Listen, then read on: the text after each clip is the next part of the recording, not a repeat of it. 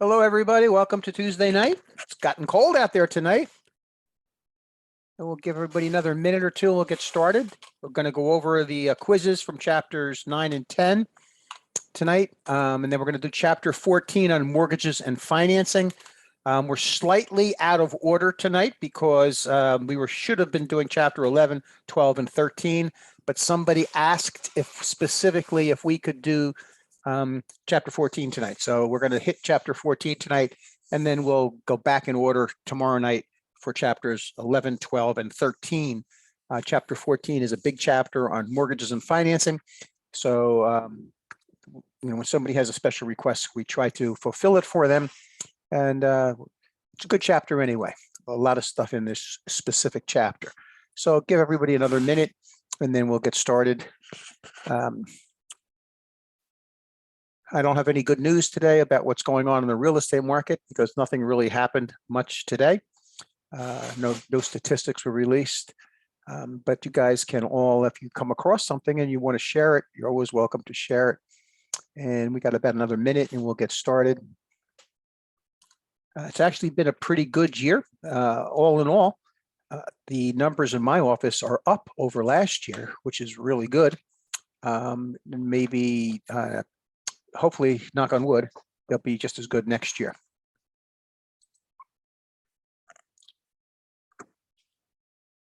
Okay.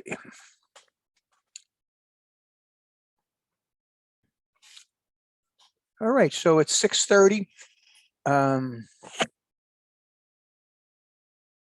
we got a question here already. Let's see what it is. Go. Let's just make sure everybody can hear me. Let's do a sound check tonight. You guys can hear me and you guys can see in a minute. We'll share the screen. You'll let me know that you, thank you very much. And we'll let you see where we are on the screen here. We want to go to our test. Okay, so hopefully everybody can see and let me know. Let's make sure we can. Our chapter 9 contracts, question 1 of 12. That's the first question we're going to start with tonight. We're going to do the 2 quizzes and then we'll go into chapter 14. A couple more people are just signing in.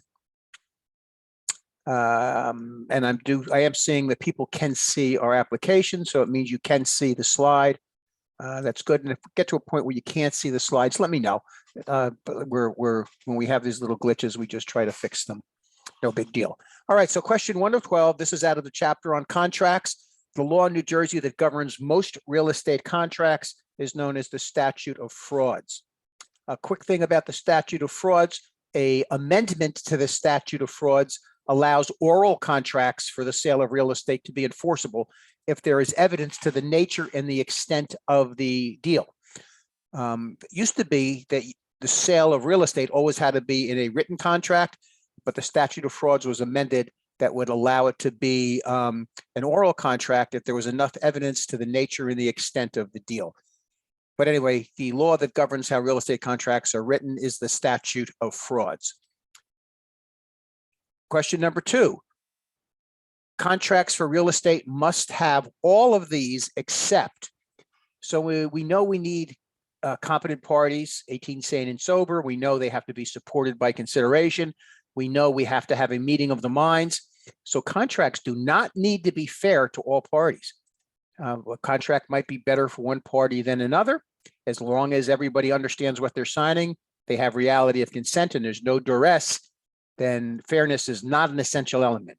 But certainly consideration, competent parties, and a meeting of the minds is. A meeting of the minds is also defined as an agreement. All right, question number 3, an option contract. So what type of a contract is an option contract? An option contract is a unilateral contract, uni for one. That's because in an option contract, only one of the parties can be forced to perform. In an option contract, the one party that can be forced to perform is the seller. In order to have a valid option contract, you need to have a named price. You need to have a time limit for the option to be open, and the option has to be supported by consideration. There has to be option consideration. So For example, let's have an option contract for your house for $200,000. I have 1 year to make up my mind whether I want to buy it or not, and I'm going to give you $1,000 now for the option consideration. And those are the three essential elements for an option. Question number 4, when an offer to purchase contract is signed, it becomes what kind of a contract? And it becomes an executory contract.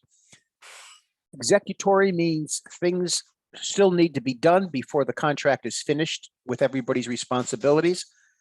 The really important part of an executory contract is when the buyer and seller sign a contract, even though it hasn't closed yet, even though it might be 2 months before closing, the right to sell or not to sell has left the seller's bundle of rights and now has gone to the buyer. So that buyer now has the ability to force the seller to sell. Therefore, he has what's called an equitable ownership interest or equitable title, an equitable ownership interest or equitable title. This is what wholesalers use to their advantage because they get a piece of property under contract with no intention of closing, and then they sell that contract to a third party. Another thing to consider about executory and executed contracts is when we get contracts signed as real estate agents, when a buyer and seller come to an agreement, that's when we have earned our commission. We don't get paid our commission until it's executed. Executed means everything both parties is going to do is done. So you're going to turn the money over to the seller, and the seller is going to turn the ownership and the possession of the house over to you. That's important because in your employment agreement with your broker, when you're licensed, there needs to be a termination agreement that speaks to what happens if you have something under contract, you, the agent, have something under contract and you quit before it closes. How much are you going to get paid? Because you don't get paid until it closes, but you've earned your money when you have an executory contract. You earn your money when you have a meeting of the minds or an offer and acceptance. And that is contained in your employment agreement.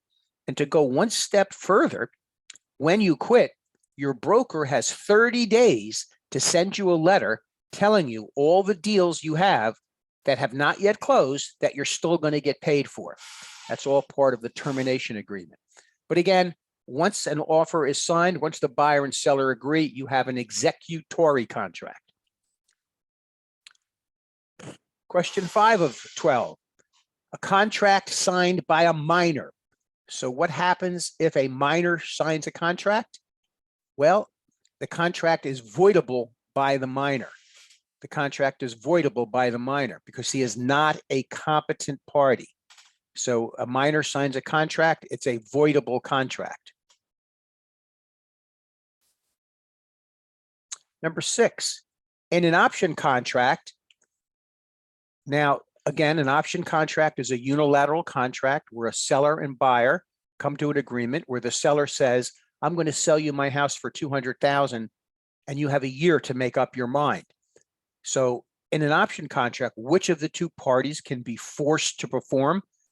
And again, if exercised, the seller must sell. So if a buyer decides to exercise an option contract, then the seller must sell. The seller cannot force the buyer to buy. In an option contract, the seller can be forced to sell by the buyer. Number 7, consideration. Remember, consideration is one of the essential elements of a contract. And what is consideration? Consideration is something of value. So a contract must be supported by consideration. A contract must be supported by something of value. Number 8, which of the following is not an essential element of a contract? And a contract has to have consideration between competent parties. If contract is enforceable by law, has to be for a legal purpose. A contract certainly does not have to have unrelated parties. However, when you have a contract between unrelated parties, it's called an arm's length contract, because if you're unrelated parties and you have no interest, it means that neither of you is doing something just because you know each other or just because you're selling it to your wife at a low price. So again, that's not one of the essential elements.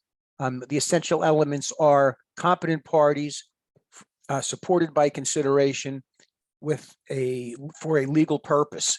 And unrelated parties is not one of the essential elements of a contract.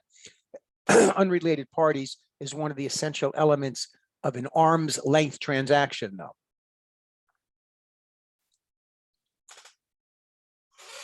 A buyer makes an offer to purchase a property for $100,000. The seller says, no, but I will take $105,000. The buyer is he under contract? Nope, he hasn't accepted the seller's counter, but he is relieved of his original contract offer. He is relieved of his original offer.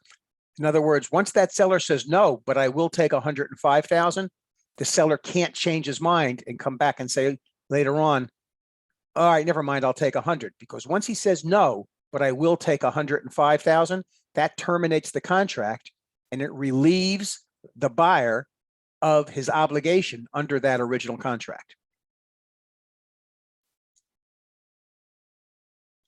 Number 10, the least desirable remedy for breach of contract. And I always like to say this, what's the least desirable remedy if you get run over by a Uber driver? Well, the least desirable remedy is to say, oh, just forget about it. And for legal terms, how do we say just forget about it? It's rescission. Another term for rescission is a return to the status quo. So the least desirable remedy for breach is if you're a seller and you're selling your house and the buyer doesn't show up with the money, the least desirable remedy is to pretend that it never happened. Why is it the least desirable remedy? Why is rescission the least desirable remedy? It's because you're not getting any damages. You're not benefiting any from what the other party did wrong. So rescission is the least desirable. Question 11. In New Jersey, if a buyer defaults, liquidated damages are. So this question is here to let you know that we do not have automatic liquidated damages in New Jersey. We do not have automatic liquidated damages. Bruce's slide didn't go forward. Okay, let's see what happened. Thank you. I appreciate that. All right, are we on question 11? Not for me. Oh, now we are. Okay, cool. And I appreciate that. Weird bandwidth levels here all the time. In Colts Neck, by the way, they're restringing a lot of the cables all throughout the town, and they have the weirdest method of doing it. They run the cable wires, and then they have a truck that shakes them. And so for the 2 blocks away, you can see all the cable wires shaking up and down, shaking up and down, shaking up and down. And people keep calling the police saying something's going on, but it's just their method of running new cables. I don't know whether it's FiOS they're running or whether it's just regular cable, but it's strange going on. So again, in New Jersey, if a buyer defaults, liquidated damages are not automatic unless there is a liquidated damages clause in the contract. Who usually has liquidated damages clauses in the contract? Builders, Hovnanian, Toll Brothers, they have liquidated damages. If you don't show up at closing when you've signed a contract for one of their houses, you will forfeit your deposit. But all of the deals that we do day to day in real life, in real estate with regular people, don't have automatic liquidated damages because automatic liquidated damages are not part of New Jersey's way that we handle contracts. And question 12 of 12. We are, as real estate agents, allowed to prepare contracts for 1 to 4 family homes, single lots, condos, co-ops, mobile homes, but we can't prepare contracts for like 5-lot subdivisions or a 5-family home. Those have to be done with a letter of intent. But the contracts that we can prepare, that we can fill in the blanks on, all of those have to have attorney review language in the contracts itself. However, there is an additional form that must be attached to the contract where we tell buyers and sellers that they don't have to have an attorney in New Jersey.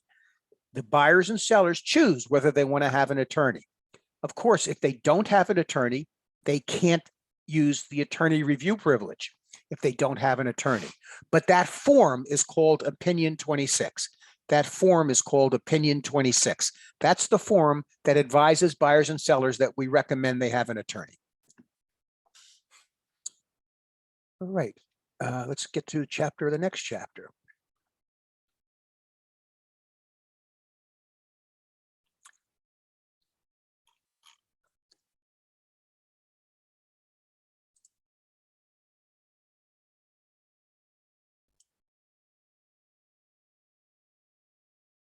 By the way, I've been using this class marker now for a while, and it's actually makes things so much easier. This is the test on agency. And I had somebody send me some questions on agency the other day. So we want to make sure that we add some lessons into this also.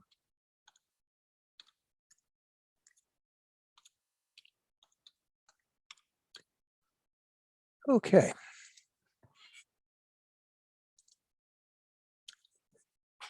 When you are somebody's agent, the term agent does not necessarily mean that you have a real estate license, by the way.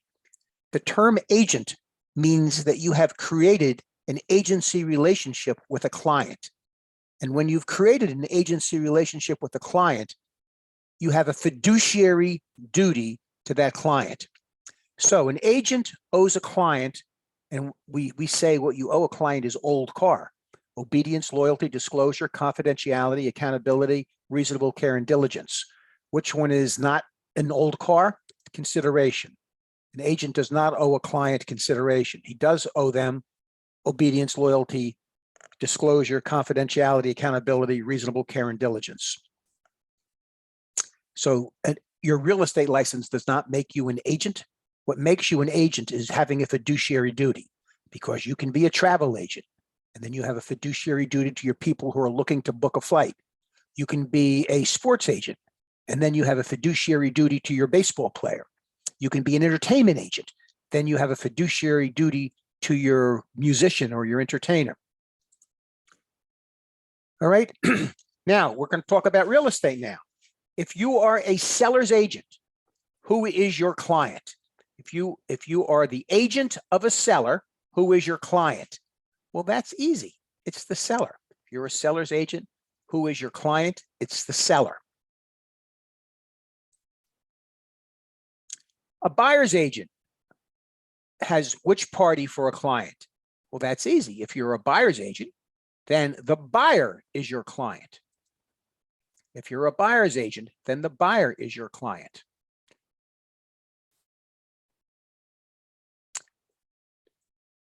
A transaction broker or a transaction agent has which party for a client? A transaction broker or a transaction agent has no one who is their client. Doesn't mean they're not going to get commission. They can still get paid a commission. But what it means is neither the buyer nor the seller is due a fiduciary duty. Neither the buyer or the seller is that person's client. The buyer and the seller are then that person's customer. And when someone is your customer, all you owe them is honesty. You don't have a fiduciary duty to a customer. You do have a fiduciary duty to a client. And that word fiduciary duty comes from the Latin word fidelis, which means faithful. You have a duty of faithfulness to a client. A disclosed dual agent has which party or parties for a client? So if you are a disclosed dual agent, you have both the buyer and the seller as your client. And think about that for a second. When you have both the buyer and the seller for a client, it's really hard to be loyal to both of them. And it could be very easy for both of that buyer and seller to have a misunderstanding about who you're supposed to be treating as a client. And so whenever we have one of these disclosed dual agencies, we have to have a form We have forms for everything. That's called an informed consent to dual agency. And so in order to be a disclosed dual agent, which means you're representing both the buyer and the seller as clients, you have to have that informed consent in writing. And again, this has nothing to do with getting commissions. This has to do with how you're treating buyers and sellers. When you're a disclosed dual agent, both buyer and seller are your clients. When you're a transaction broker, neither the buyer nor the seller are your clients. When you're a seller's agent, the seller is your client. When you're a buyer's agent, the buyer is your client. A buyer calls a real estate agency to ask about the price of a new listing. When must the buyer be presented with the consumer information statement? The consumer information statement is the document where we tell buyers and sellers whether we're going to treat them as a client or a customer. And again, if we're treating them as a client, we owe them old car. If we're treating them as a customer, then we only owe them honesty. And so the reason we have to tell people is so that they can understand, because if somebody is just a customer, they probably don't want to tell you what's the most they're going to pay for something. Because if somebody is a customer, if a buyer is a customer and they say to you, let's offer 100,000. And if they turn it down, then I'll offer 105. It's actually your duty, if the seller is your client, to tell the seller that that's what they said, because you have a duty of disclosure and you do not have a duty of confidentiality to a customer. So when do you have to give that statement of how you're going to be working or with or for people when they call about the price of a new listing? Well, prior to discussions of financial requirements, at the next face-to-face meeting, and on all offers that you're writing up. So all of those require that consumer information statement. And again, that's the statement that tells how you're going to be representing them. So the answer here is all of the above, all of the above.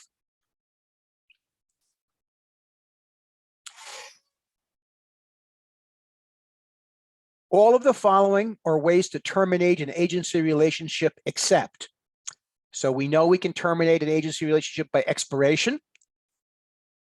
So if somebody appoints you as their agent and you're treating them as a client, how does that relationship end? It ends with expiration. And all listings have to have an expiration date. It also ends with accomplishment of the objective. Somebody hires you to sell their house. When you sell it, you are relieved of your obligation as their agent. So accomplishment of the objective is actually the best way to terminate an agency relationship. Revocation, we can also terminate an agency relationship with revocation.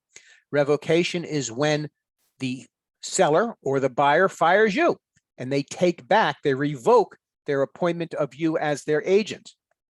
So which way, as far as the test is concerned, what's our answer here? Residual. It's just a word that sounds like it should be something, but it's not. And watch for those kind of questions on the test, because, you know, they got to make up 110 questions. So sometimes they're not as easy as you would think. Question number 8 is about power of attorney. Power of attorney is when you give someone else the ability to sign a contract on your behalf, and then it obligates you to that contract. So a power of attorney for the purchase of real estate must be a special power of attorney in writing. So there's two kinds of power of attorney. There's a general power of attorney and there's a special power of attorney. A general power of attorney is something your mother might give you to sign her checkbooks to pay all her bills. That's a general power of attorney.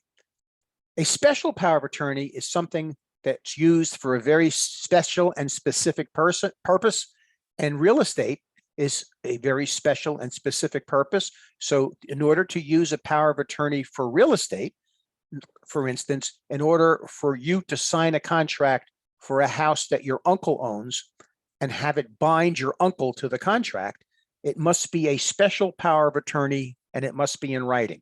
So a power of attorney for the purchase of real estate must be a special power of attorney and it must be in writing. So if your uncle's name was John Smith and he gave you power of attorney to sign a contract for him in writing with special power of attorney, And if you were to sign that contract, you would sign it as Bruce Parker as attorney in fact for John Smith. And every time you sign that, it would be the same as if John Smith himself had signed the contract. Question number 9. As a real estate agent, you are treated as an independent contractor. And the answer is, as long as you have a real estate license and you're paid commissions. If you're paid an hourly fee, you're not treated as an independent contractor. If you have required or set hours, you're not treated as an independent contractor. And you cannot work for 2 different brokers at the same time. So the answer is, if you're an independent contractor, it means you're getting paid commissions and it means you have a real estate license. Why do we have that exception in our Internal Revenue Code? It's because of an act of Congress known as the Safe Harbor Provision. And that was an act that was passed 70 years ago that said, for the IRS's purposes, if you are paid a commission and you have a real estate license, you're going to be treated as an independent contractor, not an employee. And question 10, puffing. And for some reason, they love to put this on the test. Puffing is making exaggerated claims. And puffing on its own is not necessarily illegal, but it's a good idea not to do it. When you're saying things that are specifically incorrect, that's making fraudulent statements. If you're just making exaggerated claims, that's puffing. Okay, so that's a little quiz on chapters 9 and 10. We're going to go to the chapter on mortgages and financing now, and we'll have a really good quiz for mortgages and financing tomorrow night. But I really like this class marker. I think it really works better. And I think you guys can retake these tests as many times as you want on these class marker ones when I send you the links. So let's go to our regular show tonight, our regular primetime show here, mortgages and financing. And let's make sure we're all on this page. All right, so let's let it set in for a second. And you guys should be seeing chapter 14, mortgages and financing. Bruce, Yes. excuse me, can I get at the end of the class, the result of the night, because I came in late? I'm sorry. So we record these. Some nights I can't use the recording because something might happen, or sometimes people say stuff or I say stuff that I really don't want to say on a recording. I've been known to say dumb things. So if it works out really well tonight, I'll send you the recording. But it takes me 2 days to do it because it takes an hour for Zoom to process it, and then it takes another hour for me to process it into YouTube to edit it. And but I'm not gonna do it before I go to bed tonight. That's for sure. But I'll over the next couple of days. All right. Let's see. We got another question here. So if you're a nurse, you can work as a real estate agent. I have a gentleman who works for me. He is a nurse at Robert Wood Johnson.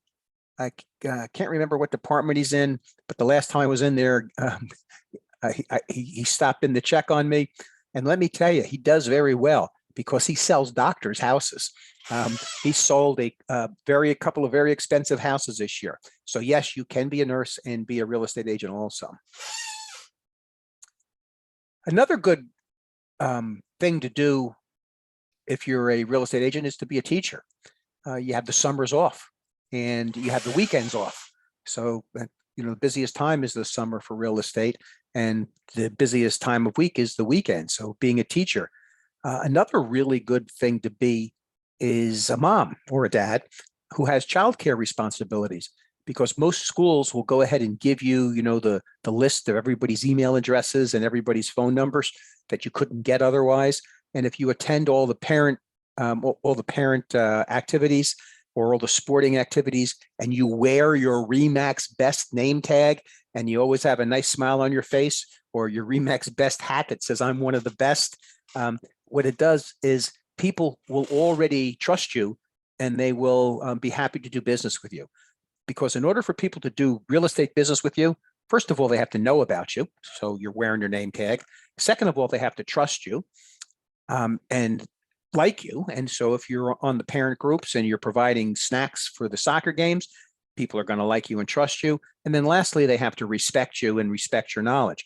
And so as long as you know, keep up on what you're doing and make sure that you, I think we're doing a good job of getting you educated in this class. You'll meet all four of those things and you'll be able to do business with the other parents that are in your children's grades. So again, lots of ways, lots of different people, lots of different jobs that people do really well in real estate. Okay, and a lot of people, that's all they do is real estate. All right, mortgages and financing. Let's assume everybody can see this slide for mortgages and financing. Let's get it correct. All right, so first of all, we always like to joke around when we start this section is where do you get a mortgage? And if you're brand new here, you're going to say you get a mortgage from a lender or you get a mortgage from a bank, but it's not true. The place you get a mortgage is from a stationery store. Why a stationery store? Because all a mortgage is a piece of paper that hypothecates or pledges an asset as a security for a debt. What a mortgage is a document. Remember, in your bundle of rights, you have the right to sell or not to sell. So when you are giving a mortgage to a lender, you're telling the lender, I'm going to let you take my house away from you if I don't pay you. And that's called hypothecating or pledging your house. So where do we get a mortgage? We get it in a stationery store. $15.69 will buy you a pack of mortgages. All right, so what is a mortgage? A mortgage is a type of a loan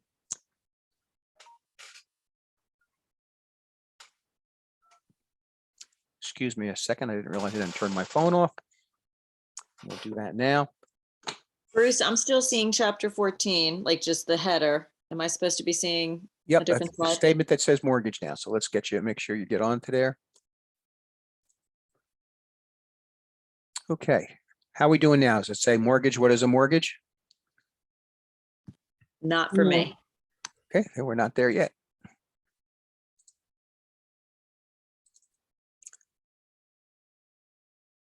Good. Okay, and I appreciate it when you let me know because I don't know why these things glitch, but they do. So a mortgage is a document that hypothecates your asset as a security for a debt. In other words, the bank is going to lend you the money, not because they like you, but because if you don't pay them back, they can take your house. So your real estate is used as collateral. And you're going to get your money up front, usually from a bank. It doesn't have to be, though. It could be from a private individual. And you're going to make payments over a set span until you pay the lender back in full. In New Jersey, we are a lien theory state. So when you buy a house using a mortgage to borrow the money, you are going to get your deed, and your deed is going to have a lien on it for the mortgage amount.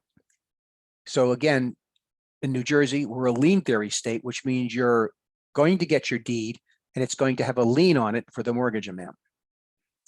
A mortgage allows a buyer to get a loan secured by a mortgage and evidenced by a promissory note. The mortgage is the document that hypothecates. Hypothecates is a word. It's like the Hippocratic oath that doctors take. It's a pledge. Hypothecates means you're pledging your house as a security for a debt. So your loan is secured by the mortgage. In other words, if you don't pay the bank, they can take your house back, so they feel secure in lending you the money. Your loan to buy a house is evidenced by your promissory note. Your loan is evidenced by a promissory note. So when you borrow money by giving a mortgage to the bank, you also give the bank a promissory note.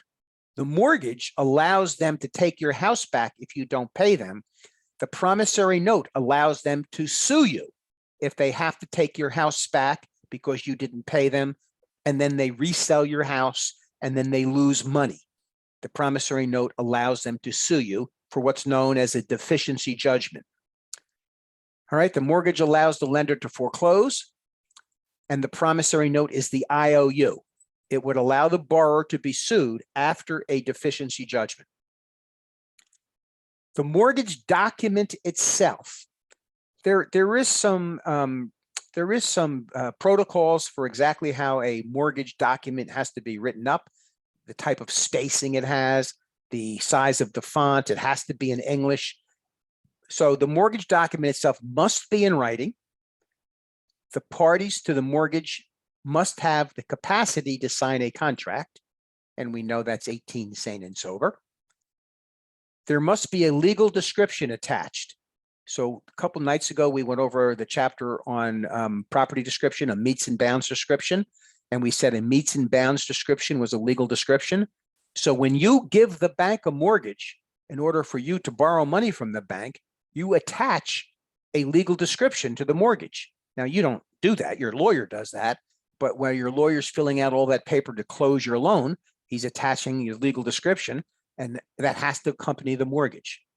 There must be a mortgaging clause. So in that document that we are calling a mortgage, there must be a clause in there that indicates your intention to hypothecate that asset as a security for a debt.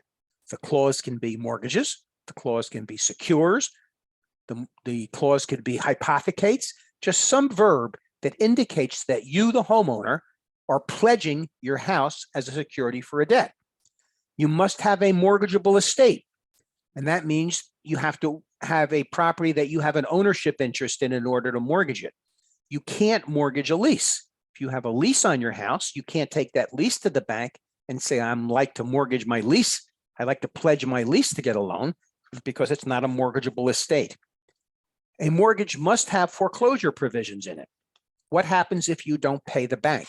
How are they going to foreclose? And in New Jersey, we foreclose under a law called the New Jersey Fair Foreclosure Act. And we talked about in chapter 1, I think, that New Jersey is a strict foreclosure state and a judicial foreclosure state. So you must get in front of a judge in order to foreclose. The way we get in line to get in front of a judge, if we're a lender, is we file a lis pendens. That means lawsuit pending. And that gets us in front of a judge, and we have to get in front of a judge in order to foreclose. Then we have to have signatures of the parties. And the party who is charged with the responsibility of a mortgage is the borrower. They lien on a mortgage-backed loan. The lien on a mortgage-backed loan is the responsibility is created against the borrower. So the lien is created in favor of the lender against the borrower. A lien must have voluntary delivery and acceptance. When we do the chapter on encumbrances and we talk about different types of liens, a mortgage has to have voluntary delivery and acceptance. So it is a voluntary lien, and it is a specific lien. It's a lien against just the property that you're naming in the mortgage. And how are you naming it? With a meets and bounds description. And then a mortgage creates a lien. But in order to create the lien, it must be recorded. And in order to be recorded, it must be acknowledged. Okay, so these are all the essential elements of a mortgage. And again, you don't necessarily have to have the package that I showed you from Staples. You could create this document all by yourself if you did your spacing correctly and you did your borders correctly. It's just a piece of paper. Now, when you take that, and when I say you, I mean the lender, remember, when you're getting your loan to buy a house, you, the buyer, who is the borrower, you're giving the mortgage to the lender. So the lender gets the mortgage. The buyer borrower gives the mortgage. When the buyer borrower gives the mortgage to the lender, in order for it to be a lien, it has to be recorded. So as soon as you sign that mortgage document and you give it to your lender and he gives you the money, the lender takes it and records it at your county clerk's office. And time and date of recording establish priority. Whatever lien is recorded first has the highest priority. And what does priority mean? Well, if you have the highest priority and the house is foreclosed, then the amount of money that if you're the lender, the amount of money that you lent will get paid first. So if there's a first lien and a second lien and a third lien, and the house gets foreclosed, and there's only enough money after it gets foreclosed and sold to pay off the first, only the first gets paid off. What determines who's on first is time and date of recording, except for one exception. And that one exception is unpaid municipal taxes automatically jump to first position, even if they're not recorded. Somebody have a question? Okay.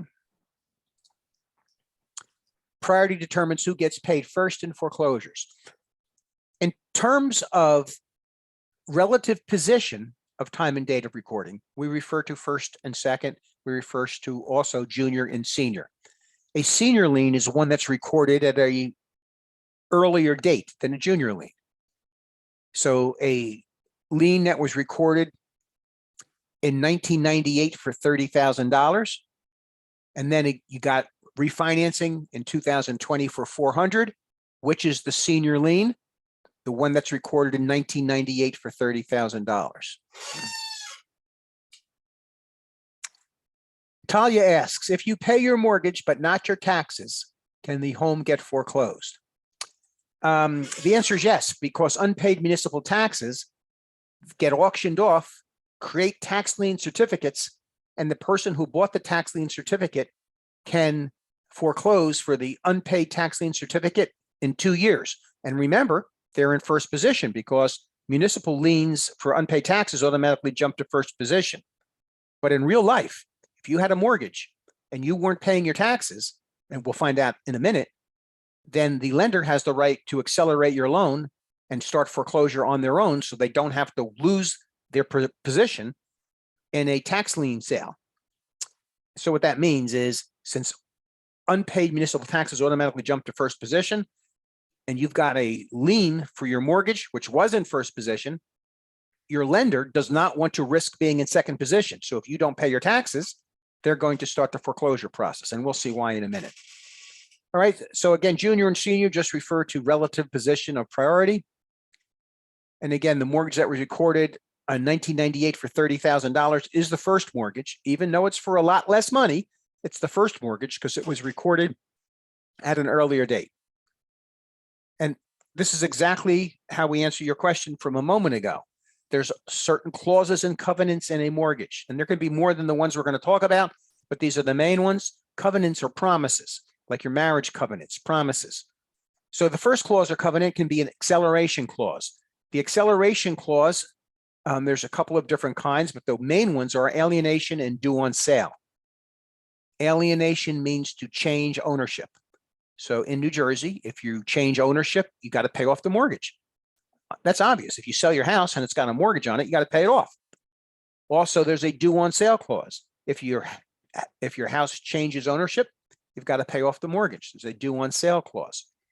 And there is a kind of a lien that's created on a certain type of mortgage that does not have a due on sale clause or an alienation clause. And that's a loan that is assumable.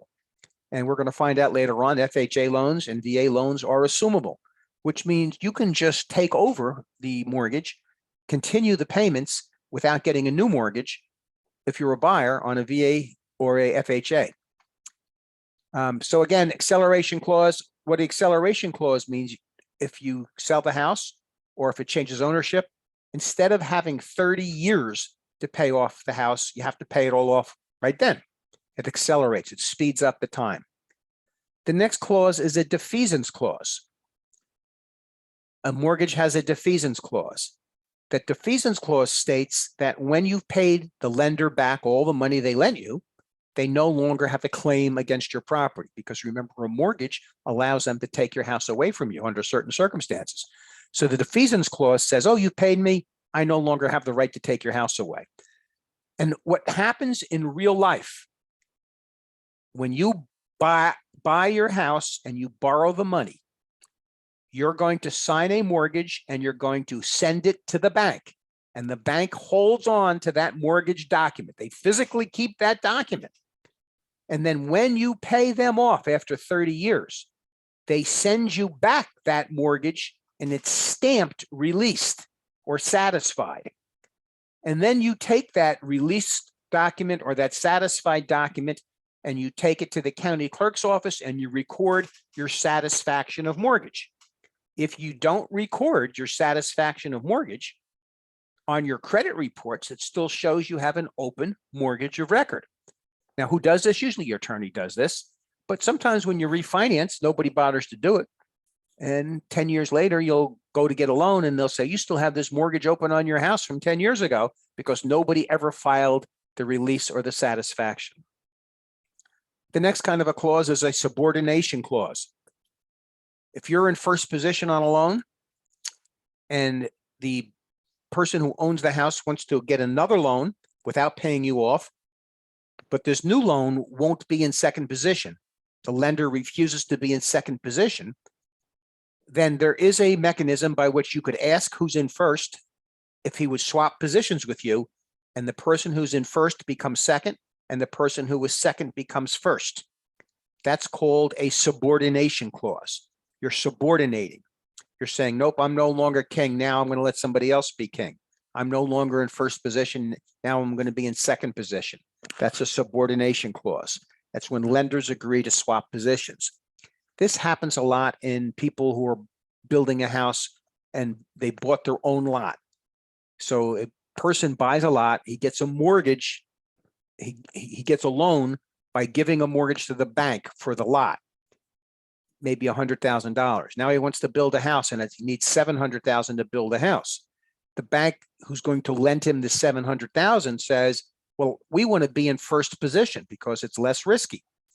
So he would go to the lender who lent him the money for the lot and ask if they would change positions. And that would put the lender who was lending him the $700,000 to build in senior position. And that's called a subordination clause. You also have a covenant or promise to pay taxes, and that answers your question. So if you're paying your mortgage, you're paying your loan, and you don't have the mortgage escrowed, you don't have the taxes escrowed within the loan payment, which I don't on my house. On my houses, I pay my taxes directly myself. They're not as part of my mortgage payment.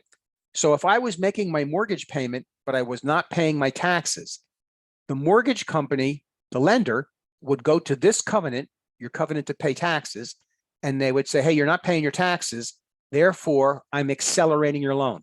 Therefore, instead of you having 30 years to pay me back, you got to pay me back right away. How would the lender know that you did not pay your taxes?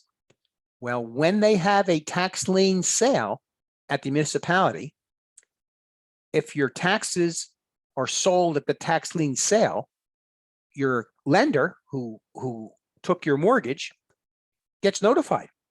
They get a letter from the municipality saying, hey, this guy didn't pay his taxes. We just had a tax lien sale. His taxes were purchased by Christiana Trust. That's the one who purchases them all. And then they accelerate your loan because they don't want to be in second position. Your person who lent you the money to buy the house doesn't want to be in second position. So you have a covenant to pay your taxes. So they accelerate your loan and they start the foreclosure process. An interesting thing about these taxes, this is tax lien sale season. All the municipalities are having these tax lien auctions this month to collect the money from people who haven't paid their taxes by allowing investors to pay their taxes for them. And then the investors get paid a rate of return. And we'll talk about that later on. Not in this chapter, not tonight. The next promise you make is to keep your home insured. Because think about it, if you got an FHA loan and you only put down 3% and the bank put down 97%, they lent you 97%. If the house burns down, who's out the most money? The bank, because they lent you 97% of the purchase price. So you have to keep the house insured and you have to make the lender as what they call an also insured. So that if the house burns down, the first one who gets paid off is the lender. And then what's left goes to you. The next is a good repair clause. You have to promise to keep your house in good repair. And if you don't keep your house in good repair, the lender has the right to take steps to protect their investment. And again, their investment is the loan they made to you. But what this means is if you leave a house because you're not making payments and you don't want to stick around anymore, you don't want to wait till you get foreclosed, the bank finds the house vacant, the bank has the right to change the locks, and the bank has the right to secure the property so no further damage happens to the property. Again, if they catch you not keeping your house in good repair, even if you are making the mortgage payments, they can still accelerate your loan because, again, they have a bigger stake in the value of your house than you do in most cases. All right. Bruce? Yes. I'm sorry. How would that happen though, if of them knowing if you didn't keep your house in good repair, if you were making your mortgage payments? After what happened in 2008, some of the lenders send inspectors out to look. Mm. And they you know, it's actually like a weird little niche you can get into, and you can sign up with some of the lenders who will pay you $25, $35 to do what they call drive-by. They don't call them appraisals because they're not. They're drive-by condition checks, but they have a different name for it. And you know, so you know, they might give you 50 of them or 60 of them over you know, a couple of counties, and you go and do a report on the properties to make sure that they're being in good repair and that they're not vacant. There's other things that happen also. Municipalities all require vacant property registrations now. So if a property is truly vacant, somebody's left and is starting to deteriorate, the municipalities require it to be registered with the town, and they charge exorbitant amounts of money. Like South Amboy charges $1,000 for the first year and $5,000 for the second year to register a vacant property. Because so many properties went vacant in 2008, and it kind of hurt neighborhoods. All right, so Thank you. you're welcome. The next thing is transfer of mortgages. So this is where we're starting to get into technical stuff. And we're looking at things from the bank's perspective more. Whether it's Wells Fargo, whether it's Bank of America, whether it's Chase, they do not want to know you for 30 years. They want their representatives in their branch to originate the loan, have you fill out all the paperwork. They'll close the loan with you. They'll fund the loan, and then they will immediately assign the loan. They will immediately transfer the loan to a servicer.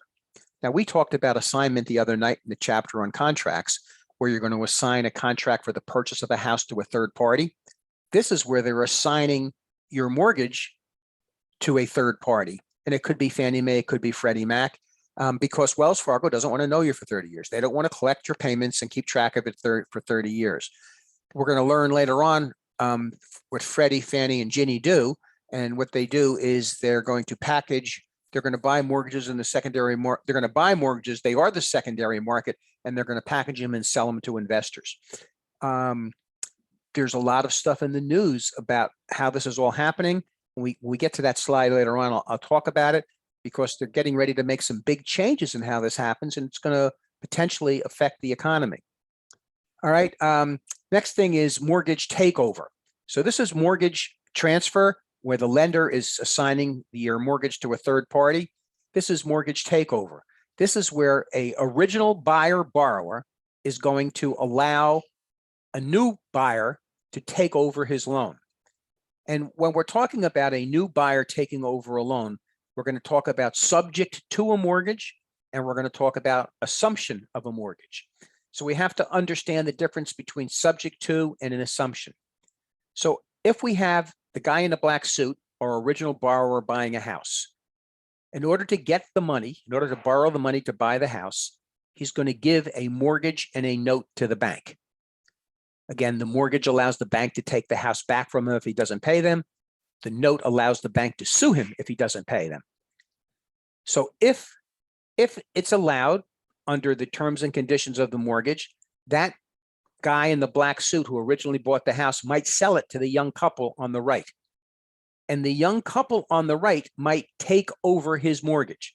In other words, if his mortgage was $100,000 at 6%, they would take over his mortgage $100,000 at 6%, and they'd give him $20,000 in equity. If it is subject to a mortgage, if the process they're doing is called subject to a mortgage, and they're going to take over his mortgage, you know, the interest rate stays the same, how far he's amortized it stays the same, the amount that he owes stays the same. But if it's subject to a mortgage, then the new young couple on the right, who is taking over the mortgage from the guy in a black suit, they are not signing a mortgage or a note.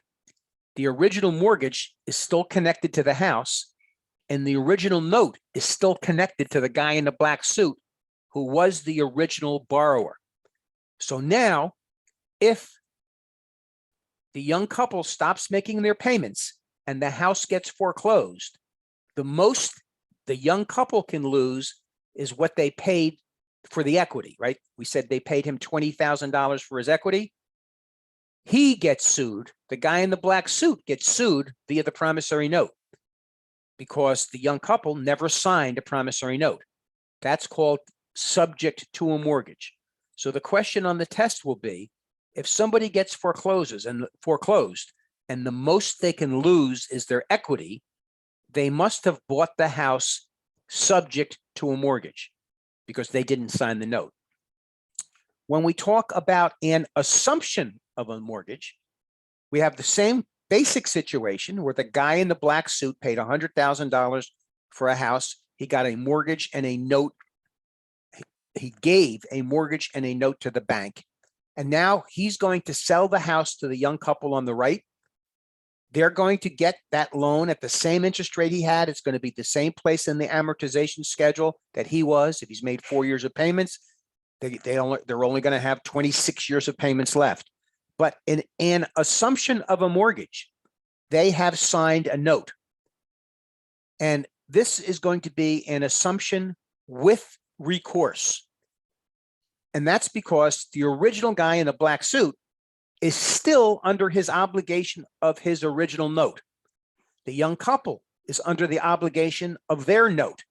Now, if the young couple stops making mortgage payments and they are foreclosed, the bank's going to take the house back via the mortgage, and the bank is going to sue the young couple and the man in the black suit because of their notes. Both of them still are obligated because of their promissory notes.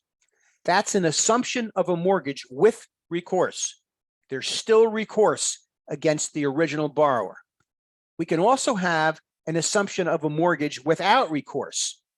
An assumption of a mortgage without recourse, same situation, but now the gentleman in the black suit is relieved of his obligation under his promissory note. So now if the young couple stops making payments, the house is taken away via the mortgage. The young couple is sued because of their promissory note, but the guy in the black suit is not sued because he's been released from his note. And the mechanism by which we release the guy in the black suit from his note is called a novation. A novation cuts that cord and releases the guy in the black suit from his note. Now, you may have never heard of assumable loans. Someday you will. What kind of loans are assumable? FHA loans, VA loans, USDA loans, and other special loans. The reason you haven't heard of them is because we're in a very low interest rate environment. You go get a mortgage today, you have never gotten a cheaper rate in 50 years. So why would you assume a loan from 10 years ago? The rate's going to be much cheaper today. But we are going to have inflation someday. I think the Fed has said that we no longer consider inflation transitory, which means we will have inflation someday, which means interest rates will go up someday. In my career in 30 years, I have seen the interest rate for mortgages at 19%. That's right, 19%. So think about it. If interest rates go up to 7%, which is a very, very normal rate, and you could have the opportunity to buy a house that somebody bought in 2021 with a 3% loan, if that loan is assumable, even though the rates in 2030 are 7%, you continue with the 3% loan. That's what an assumable loan does. And FHA loans, VA loans, USDA loans, U.S. Department of Agriculture loans, and other special loans are assumable. They are all assumable under qualification standards. So the person assuming the loan must qualify under the same conditions that the original person who started the loan qualified under. Back in the olden days, in 1986, any loan that was originated prior to 1986 used to be able to be assumed by anybody. You only had to have a pulse to assume a loan. And so there was a whole second crazy market of assuming loans. One year period, back in 1991, I assumed 18 loans. I bought 18 houses over 1 year. And of those houses I bought, when I was assuming loans, sellers were paying me to buy their house. What would happen? A seller would have bought a house with an assumable loan in 1985. And we had a recession in 89. We had a housing crash, 1991. It hadn't cured yet. So they might have paid $75,000 for their house, and they might have borrowed $75,000 if they had a VA loan, because that allows 100% loan to value. So now their values went down to 50,000. So they still owe 75,000 on the house, but it's only worth 50.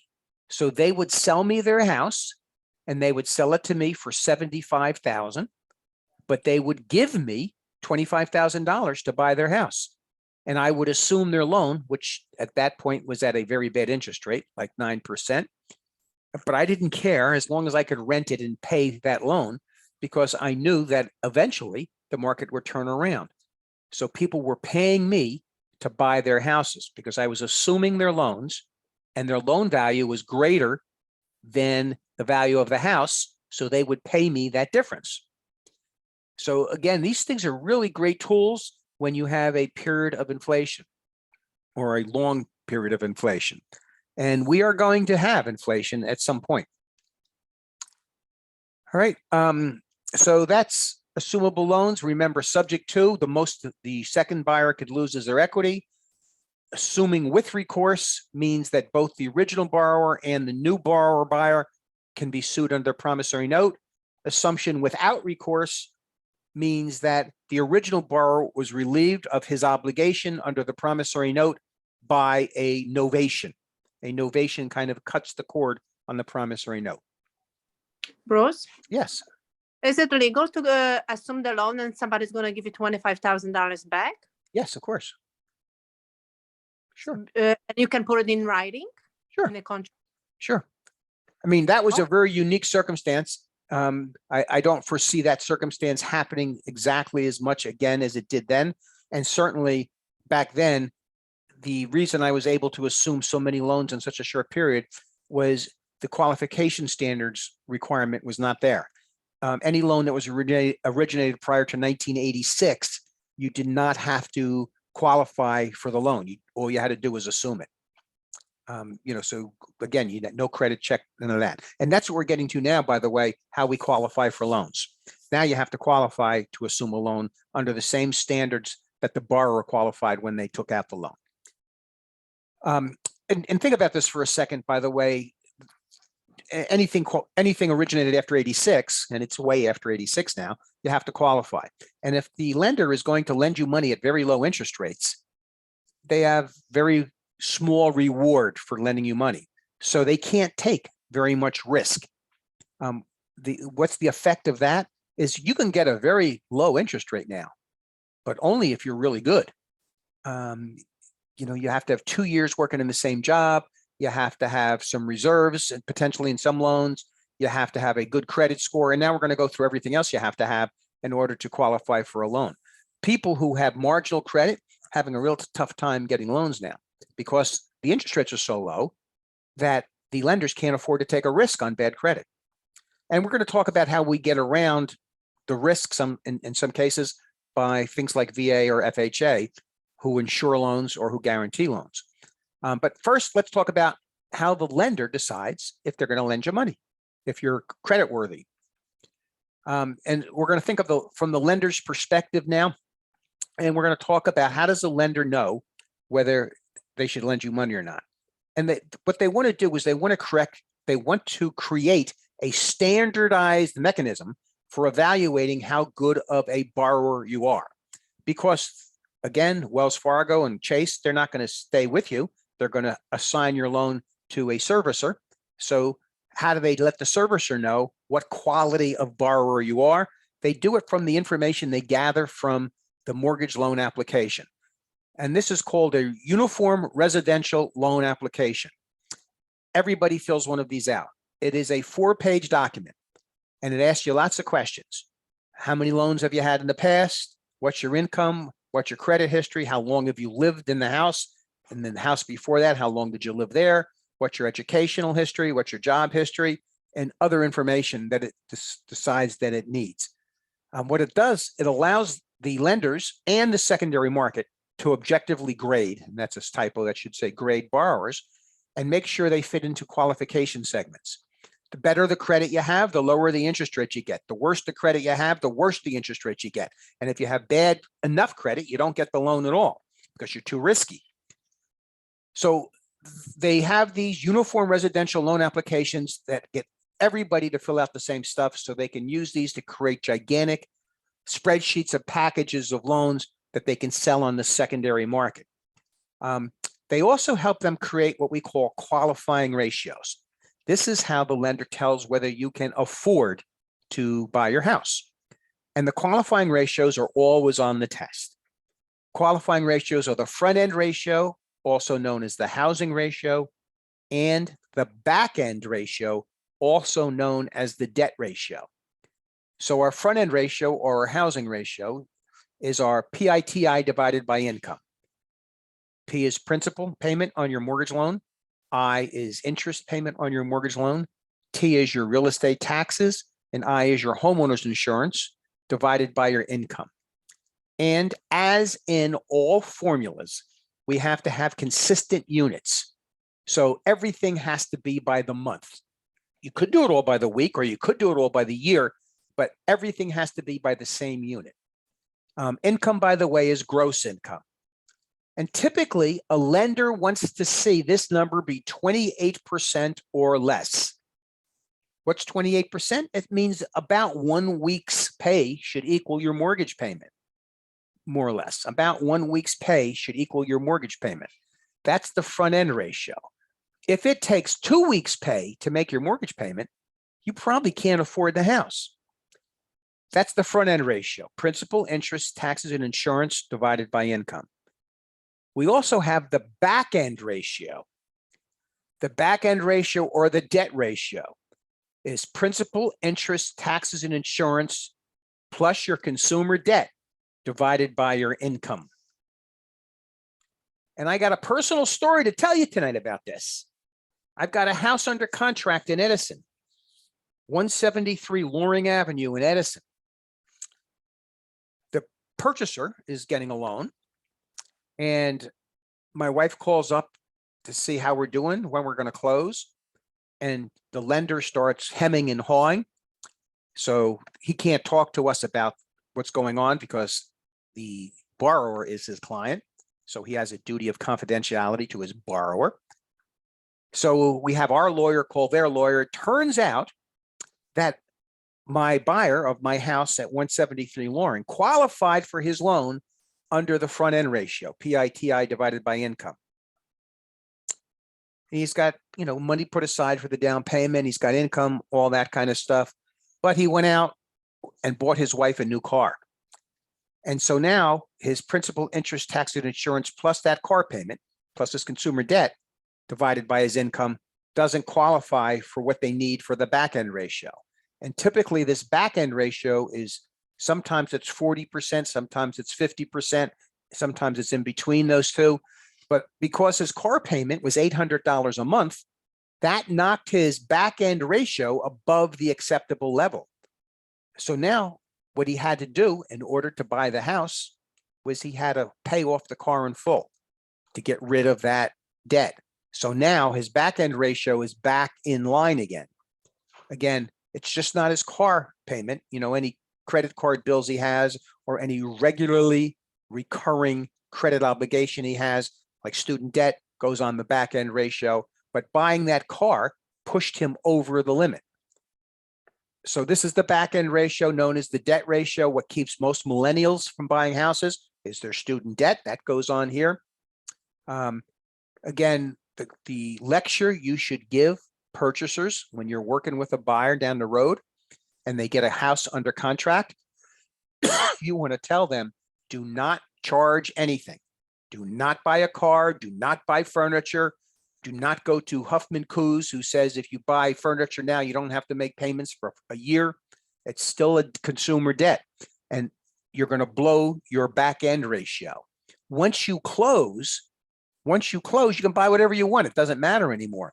But as you're getting ready to close, this back end ratio is crucial, and your front end ratio is crucial. But you certainly don't want to blow your back end ratio by potentially buying a car and pushing you over the limit. You also don't want to lose your job because then your income goes way down. And if the denominator goes down, then the numerator goes up or the fraction goes up, which means you're going to be more than 28% and you're not going to qualify. If you work a lot of overtime and you're showing that as part of your income, and all of a sudden all your overtime goes away, you might not qualify. And the lenders are very strict on this kind of stuff because not that they care about you, but they care about how all these numbers work. So when they sell it on the secondary market, it becomes what they call mendable. Mendable means that the secondary market is going to be willing to buy that loan. Okay, PITI, P is a loan principal payment, I is interest, T is real estate taxes, and I is insurance. So we got a question here. That's a really good question. Talia asks, what if you have another house that has a mortgage? Is that considered in your back end ratio? The answer is yes. Now, typically what they do is on your back end ratio, if you've got a house, let's say that has $1,000 a month in rent, and let's say your mortgage payment is $1,000 a month, it almost looks like it's going to wash each other out. That your income is 1,000, but your mortgage is 1,000, so it washes each other out. But here's the catch. On rental properties, they only give you credit for 70% of your income. Instead of the full 1,000, you'd only get credit for 700. So it would, in effect, increase your back end ratio. So you got to be careful about that. And what it means is, it's as you're buying your second house and you're getting 70% of your income on your second house, it's not so bad. But now when you buy your third house and you're getting 70% of the income on your second house and your third house, it becomes a little bit more of a problem. You buy your fourth house, now you got 70% of the income on the third, and on the second, the third, and the fourth becomes even more of a problem. So it does get progressively more difficult to meet these ratios as you have more houses. And the other unasked question here is, what if you have a rental property that you're buying? You're not going to live in it. It's a rental property and it has no income. They can't count the income unless you've got leases. So if you're buying a rental property and you're going to use the income for your ratios, you're going to have to provide leases to the lender. Okay, I hope that answered the question. And that's a real life situation also that happens quite often. Okay, on the back end ratio, PITI is principal, interest, taxes, insurance, plus consumer debt. Just as an example, you're going to borrow $300,000, 30 years fixed at 4%. Your principal payment every month is $432. Your interest is $1,000. Remember, in the beginning of a loan, your interest is much larger than your principal. Your taxes are $1,000 a month. Your homeowner's insurance is $150 a month. So I've converted everything into the month here. Your income is $120,000 a year. That's $10,000 a month. So what is your ratio?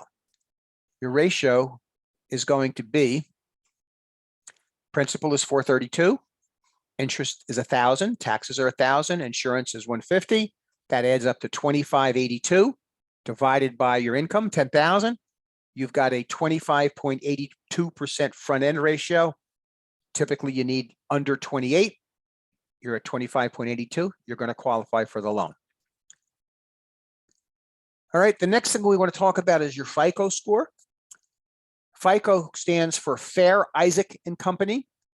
This is a company that has developed an algorithm and sources of information that predict your ability to pay loans, your loan history, takes into a consideration where you live, which is under attack now because they're saying that's a discriminatory thing, your education level, and many other factors.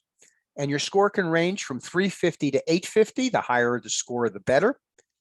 35% of your score is from your payment history. 30% is from amounts owed. 10% is from new credit. 15% is from length of credit history. 10% is credit mix. And they have a magic secret formula they use, and it generates a number for you somewhere between 350 and 850. And as an example, and this has changed slightly from when I did this slide, but it's a good illustration. At a 580 or higher FICO score, if your credit is 580 or higher, you only have to put down 3.5%. If your score is 580 or lower, you'd have to put down 10%. Why? Because you're not as good of a credit risk as somebody with a higher score. These FICO scores are used in too many things. FICO scores are used in hiring. FICO scores are used in determination of how much you pay for insurance, for life insurance and for health insurance. Your mother or your father used to always tell you protect your reputation. The second thing they should tell you is after you protect your reputation, protect your credit.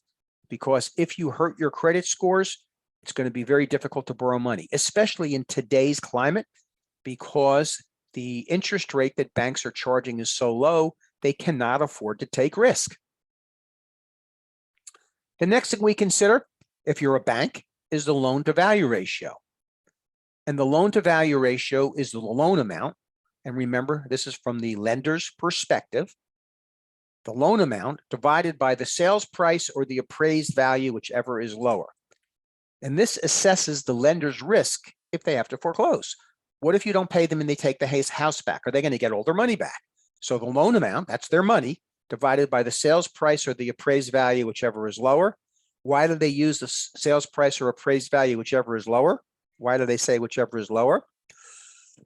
Because sometimes buyers tend to overvalue the price of their house. So they may pay too much, but the appraised value is lower. So the bank is actually doing things on the appraised value because it's the lower of those two. And the loan to value ratio has a couple of different things that it affects. For instance, on a conventional loan, if your loan to value ratio is higher than 80%, you have to pay PMI on a conventional loan. So if you only put down 10% on a conventional loan, you're going to pay PMI. PMI is private mortgage insurance. Loan to value ratio, again, $100,000 loan. Your sales price is 120 and your appraised value is 115. You're going to use the 115 because it's the lower number.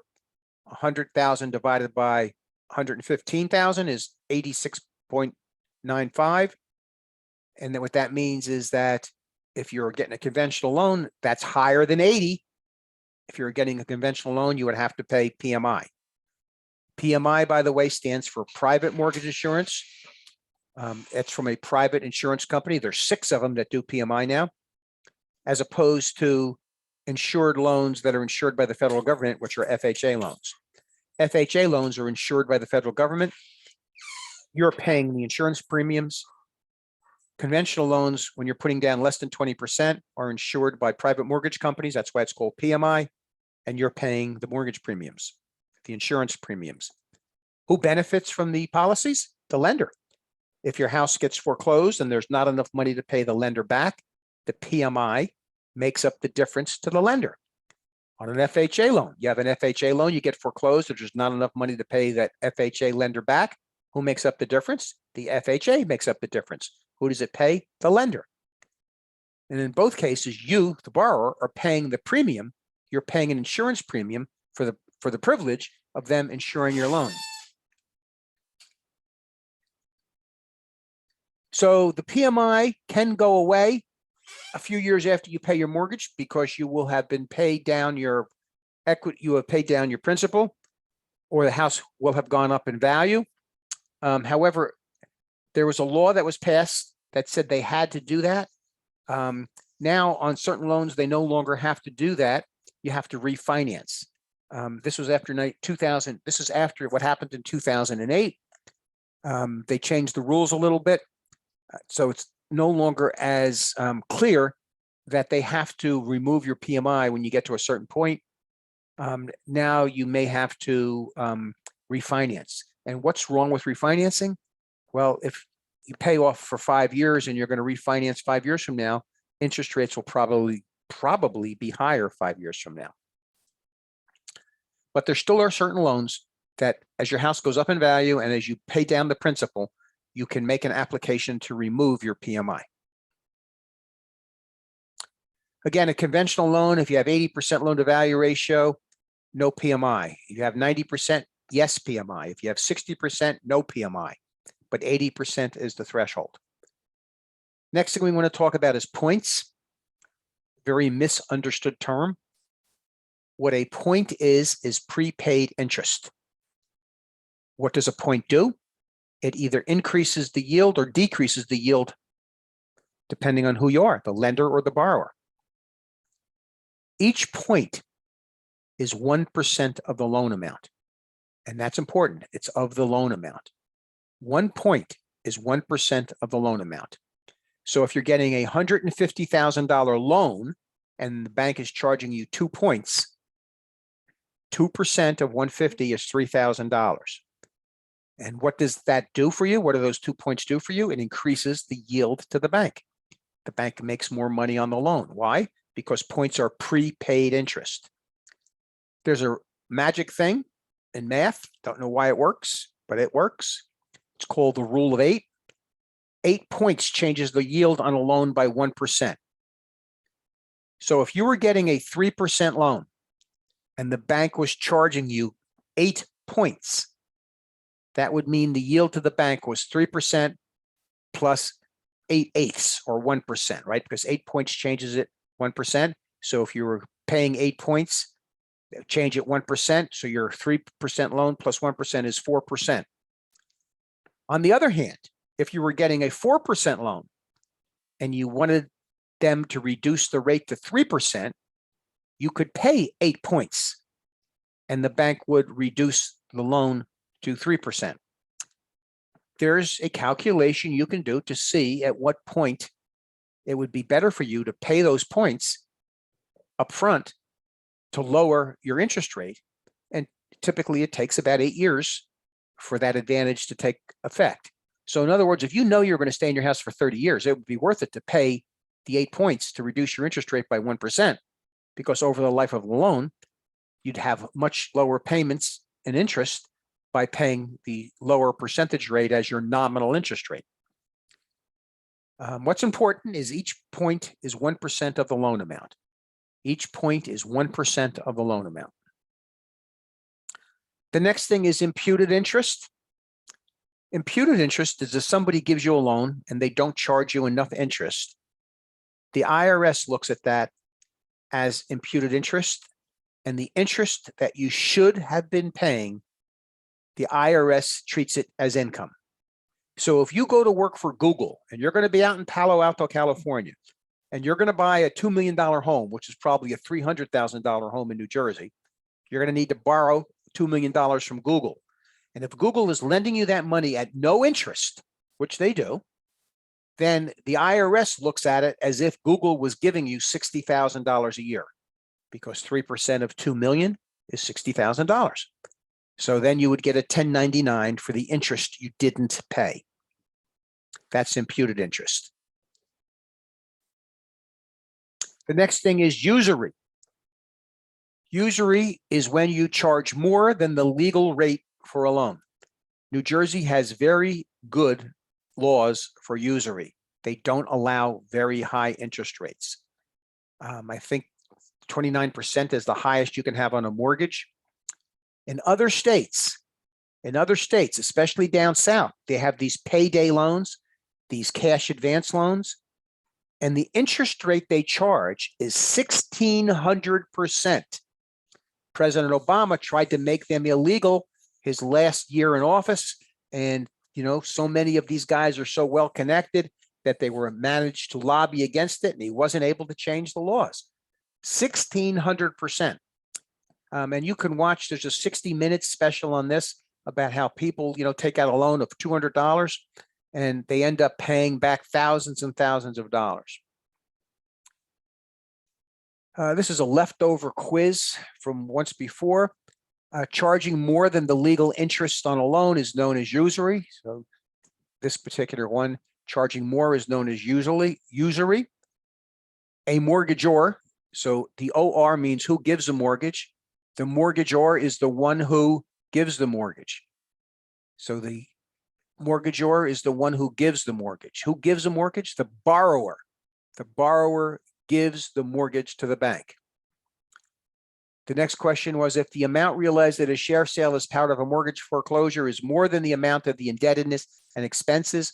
So what happens if they foreclose on your house, the bank sells it at a sale, and it sells for more than you owe the bank? Then that excess belongs to the mortgagor, the borrower. And that's called, by the way, an equity of redemption. And the borrower has to make an application to the sheriff's department to get that equity of redemption. Again, you owe the bank 200 because the market is so hot, it sells at the sheriff's sale for 300. That $100 extra, 100,000 extra it sold for is your money, but you have to make an application to the sheriff to get it. And that's called an equity of redemption. The next one is L has just made the final payment on her home mortgage to her lender, and there's still going to be a lien showing on her credit until she records that satisfaction of mortgage. Until she records that satisfaction of mortgage. And 10, a person who assumes an existing mortgage loan. If you're assuming a loan and you're assuming it either with or without recourse, you still, if you are assuming a loan, you are still personally responsible for paying the principal balance. Okay, with or without recourse, the person who assumes is always going to be responsible.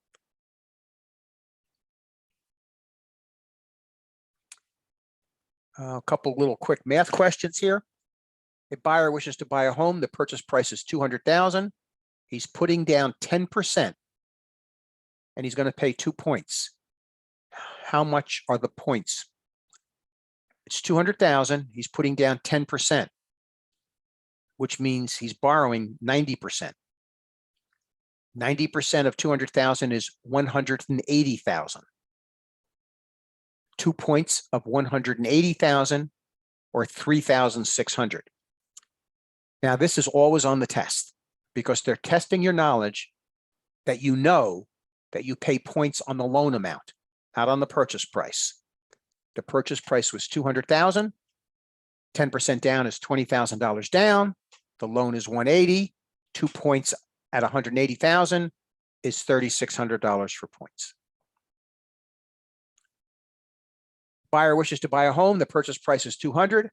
The buyer will put down 10%. The lender requires 2 points, which has nothing to do with this question. The house appraises at 180. What's the loan to value ratio? So again, 200,000 is the purchase price. We're putting down 10%, which means our loan is 180. And we have to use the purchase price or the loan or the appraised value, whichever is lower.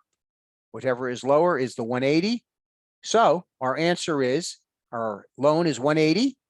The lower of the sales price or the appraised value, the lower of the two is the 180. So it's 180 over 180. That's 100% loan to value ratio in that example. A loan pays $3,000 a year in interest. The principal is $200,000. What's the rate of interest? We have a magic little thing I draw all the time, and it says earnings up here, and then down here it has principal and rate, and we put a little divided sign here and a little multiplication sign here. Whatever we want to find out, we cover up. In this case, we're looking for rate, so we cover up rate, and it tells us to now do earnings divided by principal. And what are the earnings on this particular loan? The earnings are $3,000. Whoopsie daisy. The earnings are $3,000 and the principal is $200,000.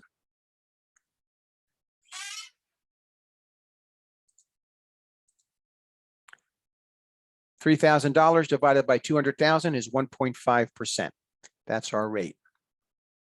We'll do more math problems another night, but this is typical of the kind of question that's on the test for math. All right, the next thing is prepayment penalties.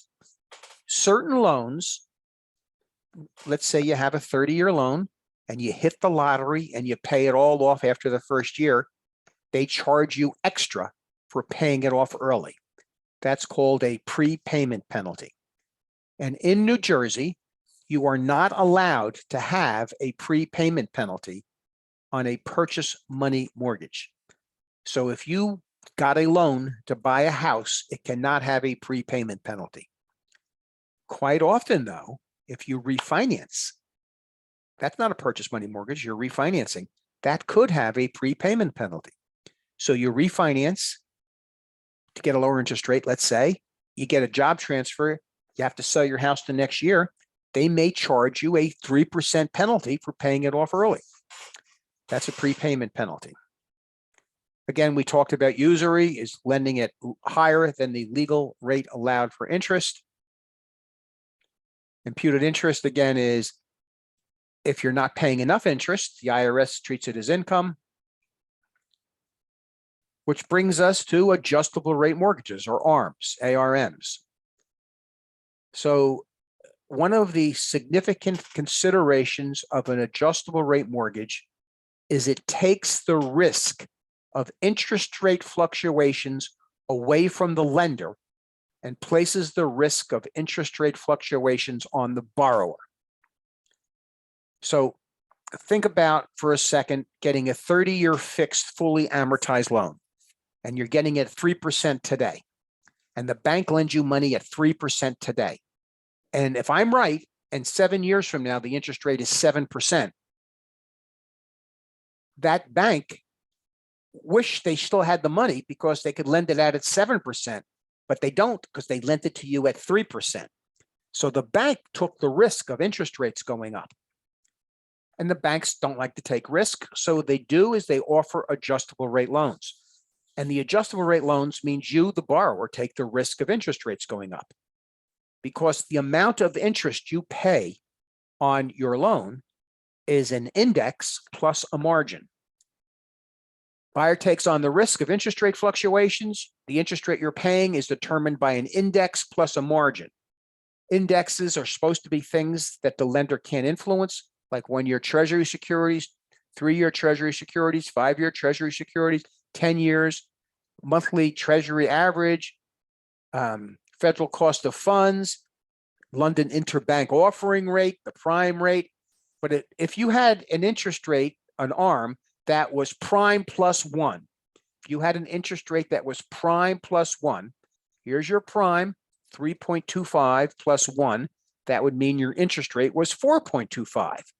And now let's say we have inflation and prime goes up to 4%. Now your interest rate will be 4% plus 1, or 5%. So a adjustable rate loan has an index plus a margin. That index plus the margin is what your rate is. Adjustable rate loans, because interest rates can fluctuate. And again, we've been since 2008 in a very low interest rate environment, but we're not going to be in it forever. Sometimes you can have a rate cap. The most your rate can go up is 3%, no matter what your index does. Sometimes you can have a payment cap. Your payment can't go up more than, let's say, $100 a month, no matter how much the interest rate goes up. Sometimes when you have a payment cap, the lender does not give you that money for free. If your interest rate was supposed to go up by $200 a month, but the cap says you can only go up by $100 a month, that extra 100 that they couldn't raise your payment goes back onto your principal. And when money goes back onto your principal, it's called negative amortization. So back in 2005, the last time we were cuckoo crazy with real estate going up, people could no longer get loans because the prices were too high. They would take adjustable rate loans, and they would have payment caps, and they would make their payments every month, but every month they would owe more on the house than the month before. Unfortunately, I am seeing signs that we are working our way towards the same insanity. So keep that in mind. All right, we want to define loans again by whether they have any involvement with the government. A conventional loan has no involvement with the government. Conventional loan, if you're going to have insurance on it, it's PMI, private mortgage insurance. A government insured loan is a FHA loan or a Department of Agriculture loan. And the government insures the loan but you, the borrower, pay the premium. So if you're getting an FHA loan, you can put down as little as 3.5%. That's risky for the bank because you're only putting down 3.5%. They're taking 96.5% of the risk. The bank would never lend you the money under those circumstances. What convinces the bank to lend you the money under those circumstances? If the house gets foreclosed and the bank loses money, the FHA will make the bank whole again. Why is the FHA willing to make the bank whole again? Because they're maintaining an insurance pool that's funded by you, the borrower. When you have an FHA loan, you're going to pay mortgage insurance, and the mortgage insurance for an FHA loan is called MIP. The mortgage insurance for a conventional loan is called PMI. The mortgage insurance for a FHA loan is called MIP. And we can also have a government guaranteed loan. That's known as a VA loan. In a government guaranteed loan, a VA loan, you can have 100% loan to value ratio. That means 0% down. Why would a bank lend you the money and take all the risk? Because in a VA loan, the first $89,000 of the loss that you might have if your house gets foreclosed and it sells for less than you owe the bank, the first $89,000 worth of loss, the VA makes the bank whole again. And that's why it's a guarantee loan. The VA makes the bank whole again. Who can get a VA loan?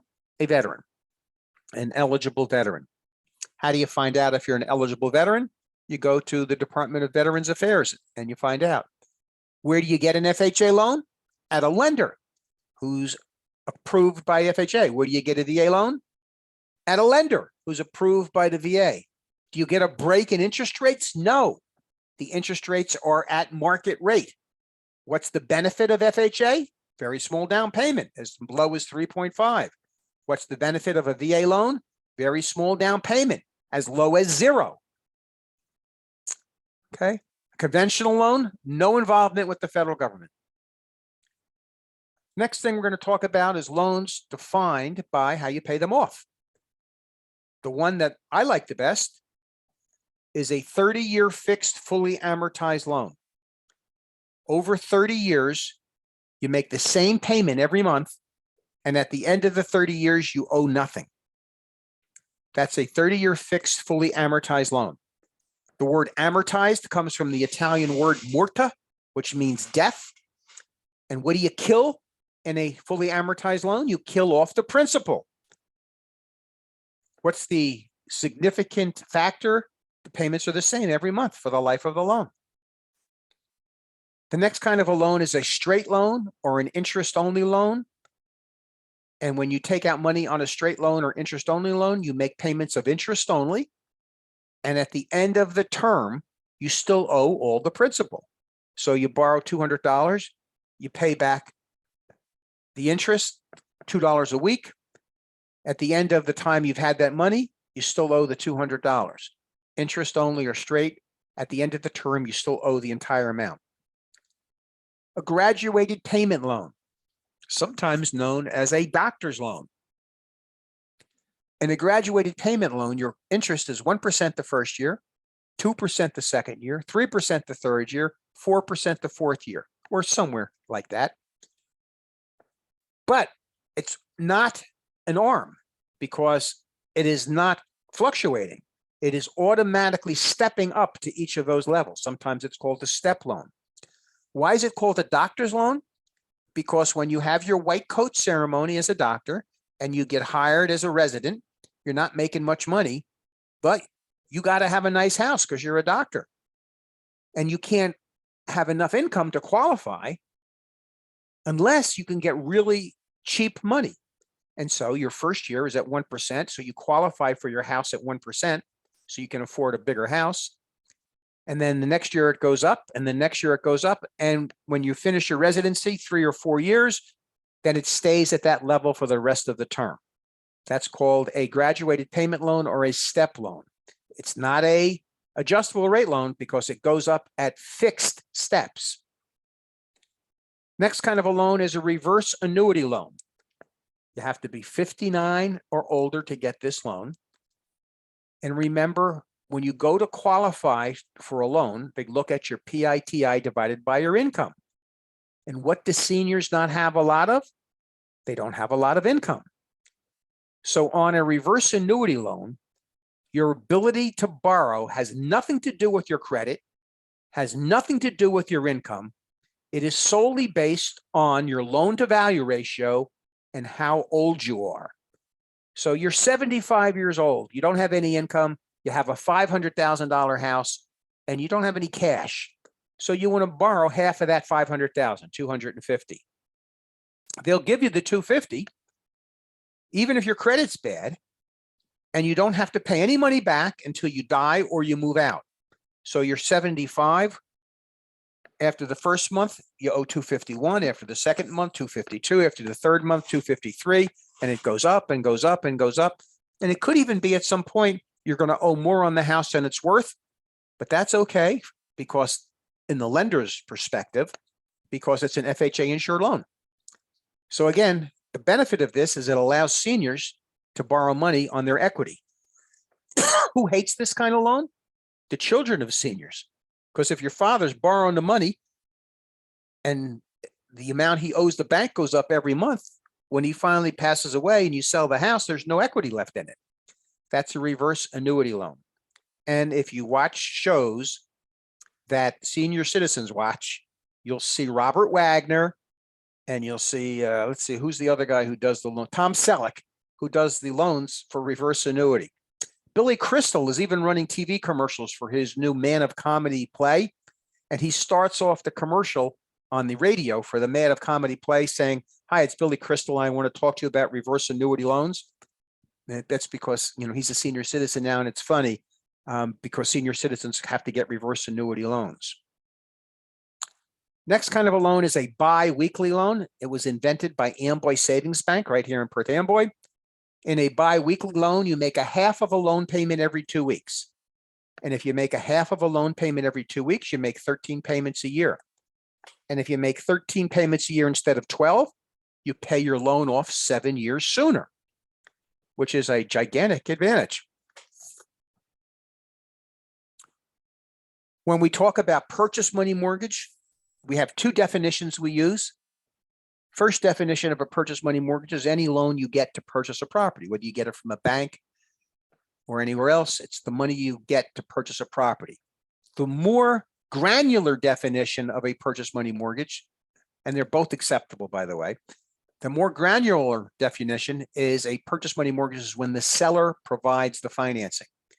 So you buy a house from a seller, instead of giving the seller money, you're the buyer. Instead of giving the seller money, you give the seller a mortgage and a note, and then you make monthly payments to the seller. That's a purchase money mortgage. And on your closing statement, and we'll have a chapter on closing statements, a purchase money mortgage is treated as a debit to the seller and a credit to the buyer on the closing statement. Again, that's sometimes a test question that comes up. How is a purchase money mortgage handled on the closing statement? It is a debit to the seller and a credit to the buyer. And we have a little convention that we've created to kind of help you remember that later on. But that's a purchase money mortgage. The next thing is a construction loan. Construction loan is you're going to build a house. And what you're going to do is you're going to take your plans to the bank and you're going to show the bank the plans. The bank is going to appraise the house based on looking at your plans. They're going to appraise the future value of your house by looking at the plans. So you're bringing the plans to the bank to build $1 million house. Typically, the bank will lend you 80% of that, $800,000. But if the bank were to give you that $800,000 and you were to disappear and they foreclosed, there's nothing to foreclose. So they're not giving you the $800,000.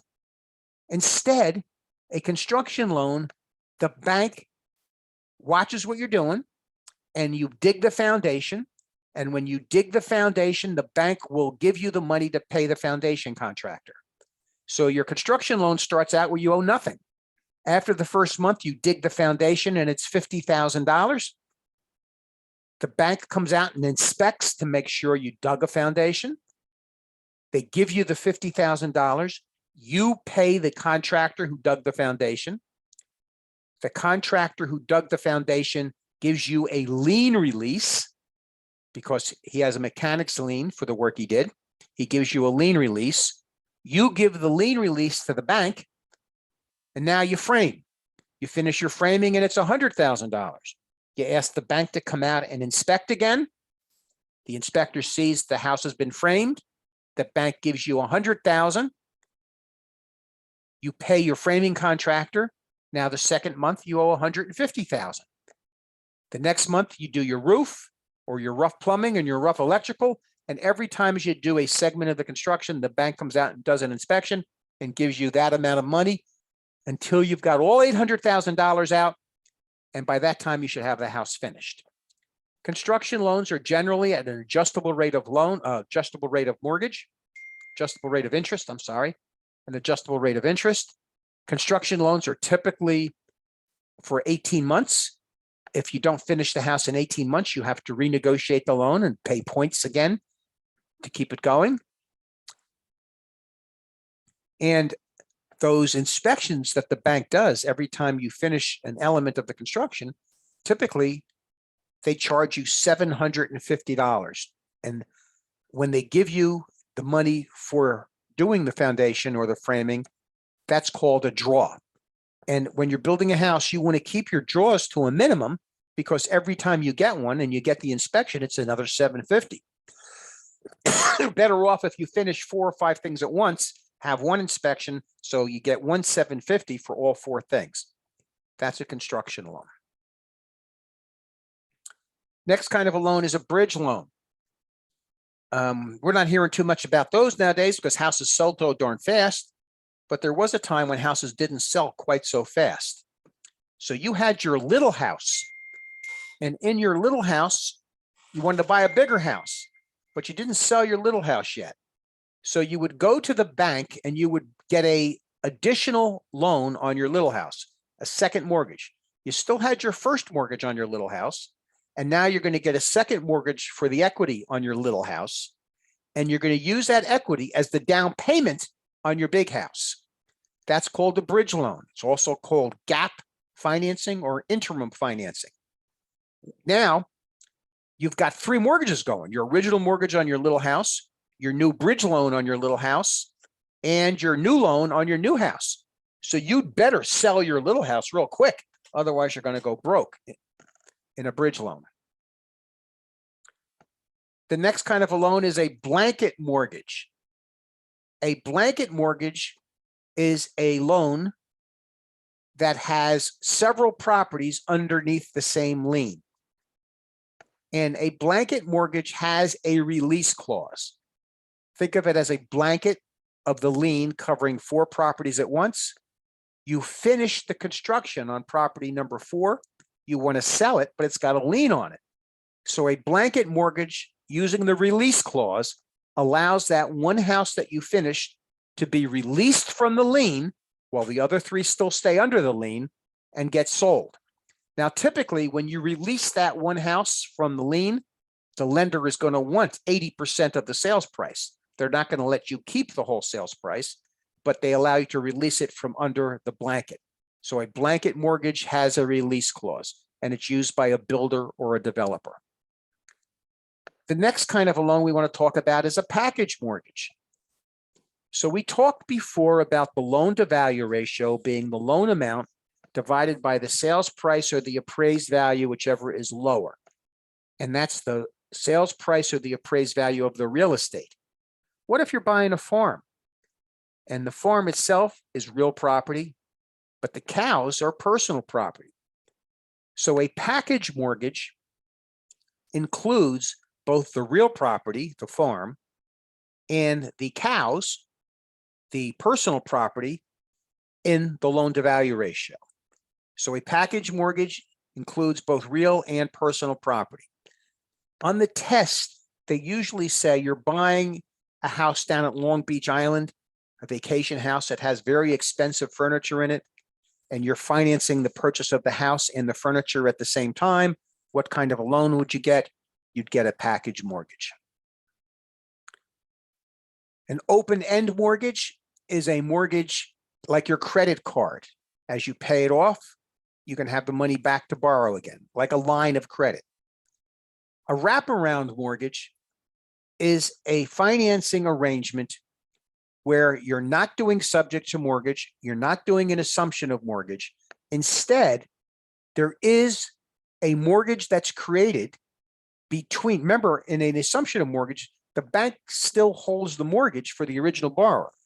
In a wraparound mortgage, the bank still holds the mortgage for the original borrower, but now that nice young couple is giving a mortgage to the man in the black suit.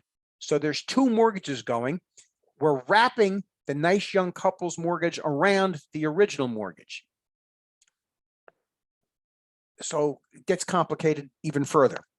The original mortgage, the payment was $1,000 a month.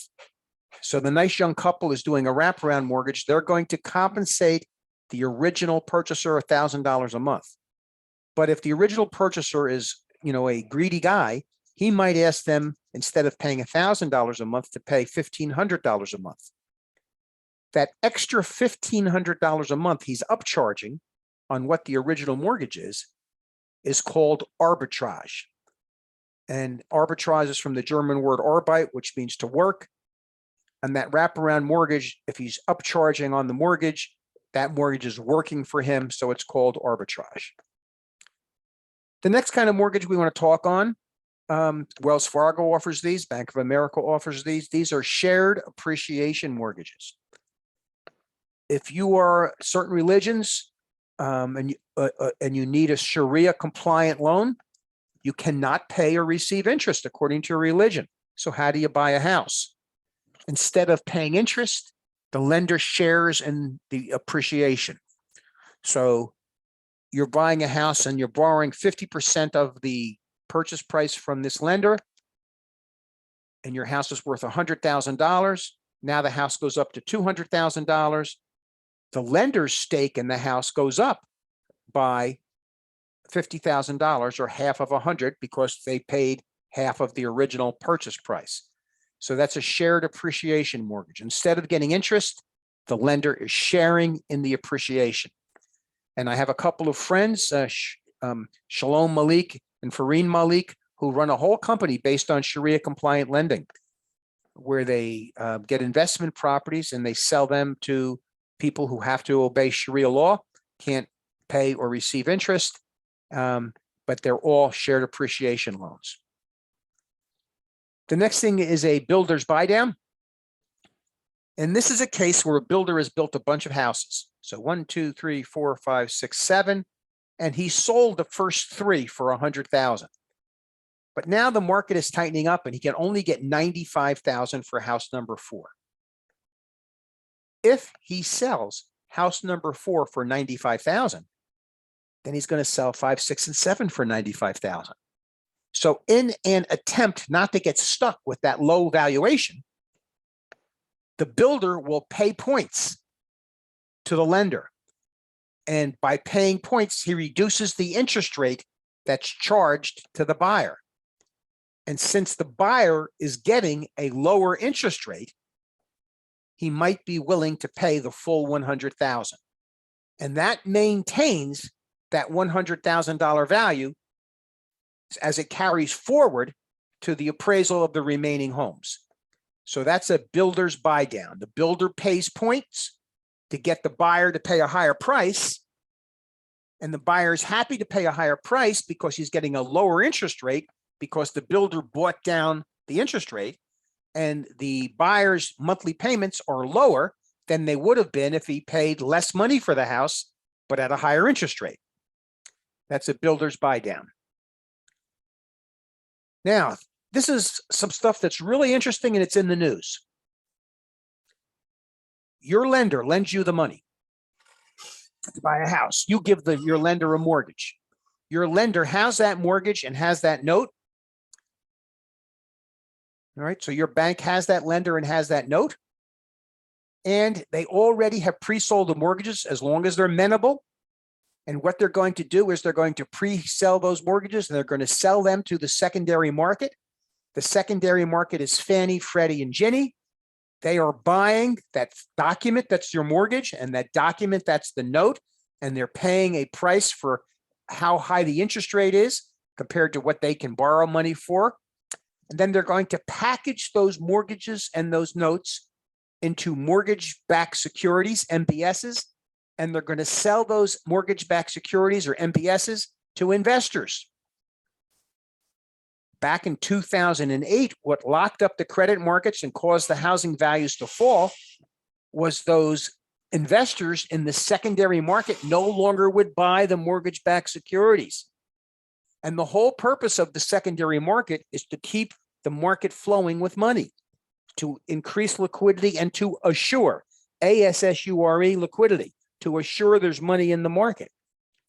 So when 2008, the investors stopped buying mortgage-backed securities, Fannie, Freddie, or Ginnie couldn't sell the packages. And if they couldn't sell the packages, they couldn't buy the mortgages from the bank. And if they couldn't buy the mortgages from the bank no longer had money to lend to you, the homeowner. So how did we solve this? Our federal government started buying the mortgage-backed securities. And since 2008, they've been buying them. They're getting ready to start tapering. They're getting ready to stop buying these mortgage-backed securities. And the last time they tried to stop, it caused interest rates to spike. So now the Fed's got a dilemma. Sorry, it's not the Fed, it's the Treasury has a dilemma. If they stop buying these mortgage-backed securities again, and it spikes interest rates, that will spur inflation. And the way to stop inflation is to lower interest rates. So they've got themselves in a terrible jam. And we'll see what happens as time goes by. Anyway, what's the purpose of the secondary market? It's to assure liquidity. Why? Because when we get to the chapter on appraisals, we're going to see that the elements of value are demand, utility, scarcity, and transferability. DUST, the UST, demand, utility, scarcity, and transferability. And the D in demand is the need or desire to have a house. Everybody wants a house. But the second part of the D is the availability of capital. And in 2008, there was no longer any capital, which means there was no longer any demand, which means prices dropped precipitously. So we do not want to ruin demand by taking away the capital again. As a matter of fact, the way they kept the economy going in terms of COVID was they printed money and handed it out to everybody. They increased the money supply. They printed money like crazy. And there has never been a situation where we've increased the money supply without inflation following. So, again, they no longer want to define inflation as transitory. We'll see what happens in the Fed meetings over the next couple of months. Who's the players in the secondary market? Fannie, Freddie, and Ginnie. They package the mortgage and notes and sell them as mortgage-backed securities to investors. Another source of money is real estate investment trusts. We talked about those in chapter 5. Remember, real estate investment trusts can only invest in passive income, like mortgages, like lending money to buy houses. Another place that you can get loans is from New Jersey Mortgage Finance Agency, HMFA. Very beginning of every year, the Mortgage and Financing Agency has a lot of money in their accounts to lend out for people who are low income to buy houses in economically distressed areas. So, sometimes it pays come January to get your name on the list for an HMFA loan, and economically troubled areas are all over. They're in Middlesex County, you can get loans for HMFA in certain towns. So again, just another source of money. And this is a last slide for tonight. This is the worst way to borrow money. These are land contracts or contracts for deed. Remember, we are a lien theory state. So when you get a loan to buy a house, you're giving the mortgage to a bank. The bank is holding your mortgage. You're going to get the deed, and the deed is going to have a lien on it for the mortgage. And remember, we said FHA loans are government insured loans. So there was a time when the law, the rule, and this was perpetuated by Franklin Roosevelt, who you wouldn't think of as being somebody who would do something like this. And FHA loans would not insure loans in African-American or Asian neighborhoods, African-American or Asian neighborhoods. And so African-Americans and Asians could not get a FHA 3.5% down loan.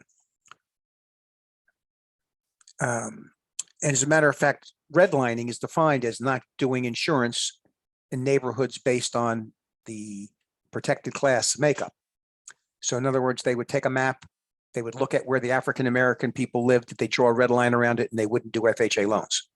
So you're an African-American family trying to buy a house, you can't get an FHA loan, you have no money, yet you don't have, 20% to put down. You would buy a house with a land contract or a contract for deed. And in a land contract or a contract for deed, you only get possession, you don't get title to the house until you've made all the payments. And the biggest problem with that is if you miss one payment, no matter where you are in your prepayment schedule, you lose the house. So you could make 500 payment, well, a mortgage is 360 payments, usually 30 years times 12, 360. You could make 200 mortgage payments and miss one and you lose everything. So land contracts are contracts for deeds. The vendor keeps legal title.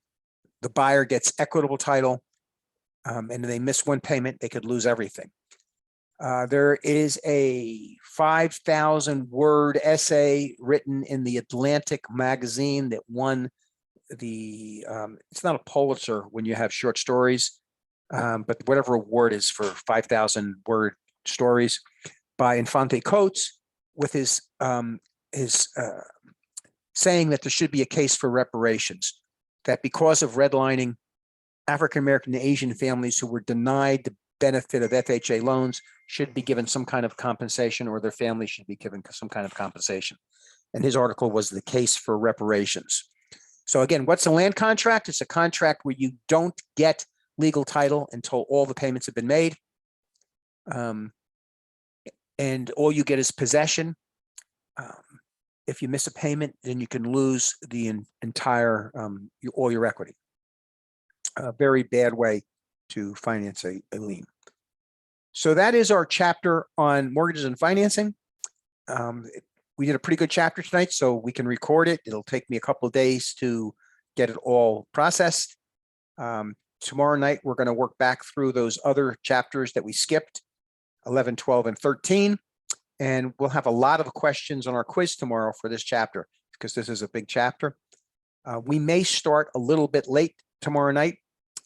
Watch for my email in the morning. We may start a little bit later than normal. There is a grant program coming up in Highland Park, and they're having a 30-minute Zoom to explain how to get the grants. And I want to make sure I see that tomorrow live. I don't want to watch a recording. So we watch for my emails that we may start a little bit late tomorrow. All right. Anybody have any other questions? All right, this is a big chapter tonight, and it makes your head like hurt. But this chapter will have math on the test. It will have concepts on the test. It will have definitions on the test. And it's very important because I have a deal going on right now where, again, the house I'm selling, the guy bought a car, it blew his front end ratio, and he had to end up paying off the car right away, which I'm sure he didn't want to do. So he could get rid of, it blew his back end ratio, and he had to end up paying off the car right away, which I'm sure he didn't want to do, so he could qualify. I've got another borrower who's trying to buy a house in Highland Park that the lender just will not give him the loan because of his credit, and he keeps trying to improve his credit and just can't get it to go up. His FICO score is low. And again, when you start selling houses, you're going to have to, it's part of your responsibility when you're working with buyers to make sure they're financially qualified. And when you're presenting offers to sellers, you're giving the seller the true picture of the buyer's financial qualifications. All right, guys, the class is tomorrow, Wednesday. we may have a class on Thursday. I don't know yet, but tomorrow's class, we may start a few minutes late because I want to catch at least the beginning of the presentation on grants in Highland Park. All right, guys, that's about it for tonight. We'll see you all tomorrow, and keep warm because it's starting to get cold out now. All right, thank you very much, and we'll see you tomorrow.